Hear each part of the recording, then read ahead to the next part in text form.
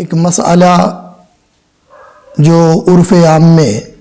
دیکھنے کو ملتا ہے اور عوام اس سے ناواقف ہونے کی وجہ سے اپنی نمازوں کو ضائع کر لیتی ہے، ختم کر لیتی ہے، اور خاص کر ٹھنڈ کے موسم میں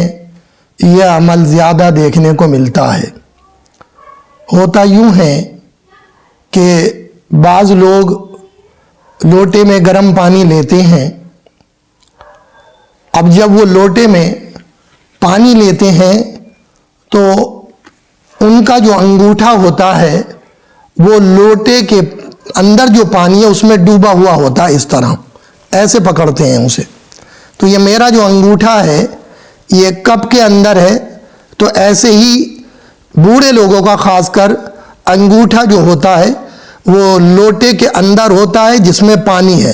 تو پانی کے اندر یہ انگوٹھا ڈوبا ہوا ہوتا ہے یا کوئی اور انگلی ڈوبی ہوئی ہوتی ہے۔ تو اس مسئلے کو اب آپ ذرا سمجھ لیں۔ اگر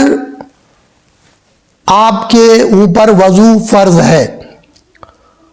اور آپ نے ابھی اپنے ہاتھ نہیں دھوئے ہیں، آپ نے اپنے ہاتھوں پر پانی نہیں ڈالا ہے، اور آپ گرم پانی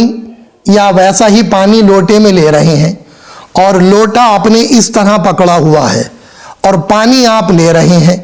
اور وضو آپ کے اوپر فرض ہے،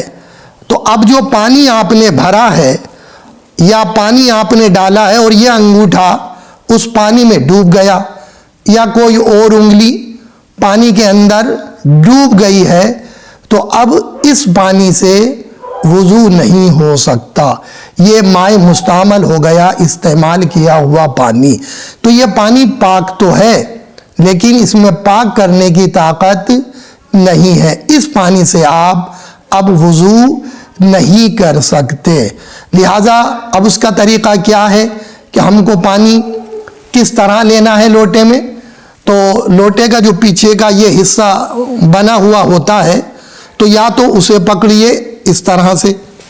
اور یا پھر اس کی ٹوٹی جو ہے آگے سے اسے پکڑیے، یا پھر نیچے سے پکڑیں آپ، اور تب آپ اس میں پانی لیں اور آپ کا انگوٹھا یا انگلی یا ہاتھ کا کوئی حصہ یا اس جسم کا وہ حصہ کہ جن انگوں کا، جن حصوں کا وضو کے اندر دھونا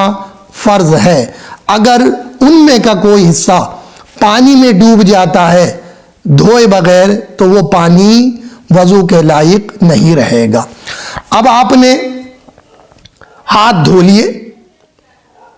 اب اگر آپ نے ہاتھ دھو لیے اور ہاتھوں کی انگلیوں سے پاک پانی گزر گیا ہے،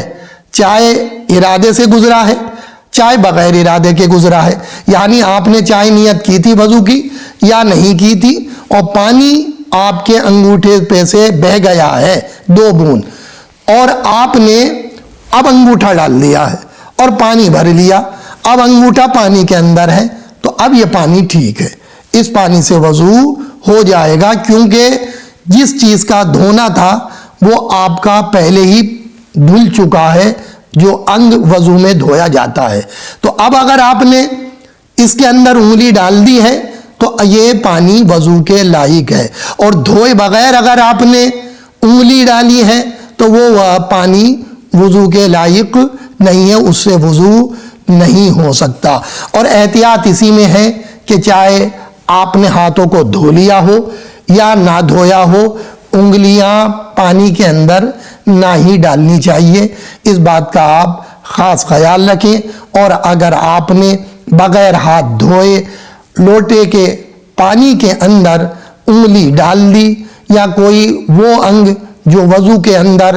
دھونا فرض ہے وہ چھو گیا یا ڈل گیا تو اس پانی سے وضو